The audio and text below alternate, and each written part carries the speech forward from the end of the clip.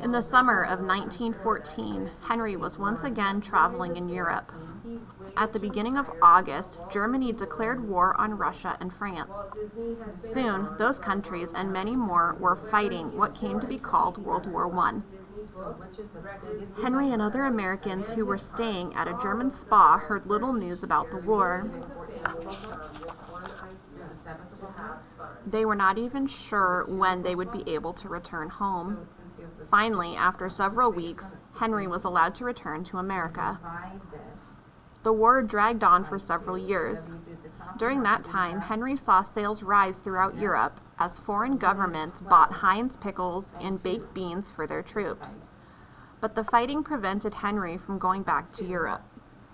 Instead, he spent his time closer to home. His private museum at Greenlawn was now open to the public, and school children often visited to see his collections of watches and art. Visitors to Greenlawn also included Henry's own grandchildren. By now, both Irene and Howard had children, and Henry sometimes played with them or took them on short drives. Howard Heinz was now firmly in control of the company, though Henry still visited the factory and offered his opinions on how it should be run. If anyone thought Henry was slowing down, he proved them wrong on his 71st birthday. When asked how he felt for his age, Henry jumped over a chair. He was still traveling and visiting friends and family, and he continued to meet with Heinz salesmen and farmers across the country. In April 1917, the United States entered World War I. Howard took a job with the state of Pennsylvania, which left him little time to work at the Heinz Company. Each state in the United States tried to convince its residents to grow their own food. The government wanted to make sure it had enough food to feed U.S. soldiers as well as the nations it was helping in Europe. The war ended in November 1918. To celebrate, workers at the Heinz Company shut down the plant. Some drove the Heinz trucks in a parade through the streets of Pittsburgh. Neither Howard nor Henry seemed to mind one bit. Howard left his job with the state of Pennsylvania and took a job with the U.S. government. He helped to provide food to people in Europe and the Middle East. Howard spent 5 months out of the country before returning to take control of the H.J. Heinz Company again. Howard's wife, Betty, kept a close watch on Henry. He still enjoyed golf and traveling, and in March 1919, Betty wrote to Howard that Henry was looking well. But in May, he became ill. What seemed to be a cold was actually pneumonia. On May 14th, Henry John Heinz died at Greenlawn.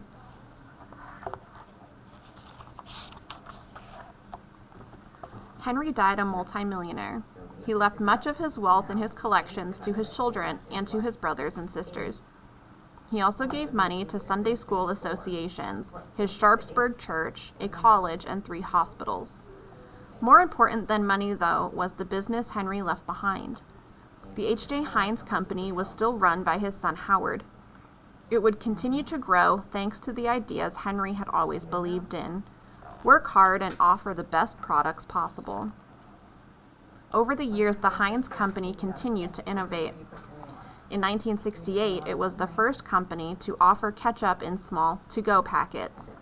In 1983, Heinz introduced the first squeezable plastic bottle for ketchup. Today, the company sells more than 650 million bottles of ketchup every year. In 2015, the H.J. Heinz Company merged with Kraft, another well-known U.S. food manufacturer. Henry's name lives on in the new Kraft Heinz Company that employs people in 40 different countries. At the time of the merger, it was the 5th largest food company in the world. Henry's impact on the modern food industry lives on too. His idea to show off his ingredients in clear bottles won him many loyal customers. His talent for clever advertising and marketing brought him even more.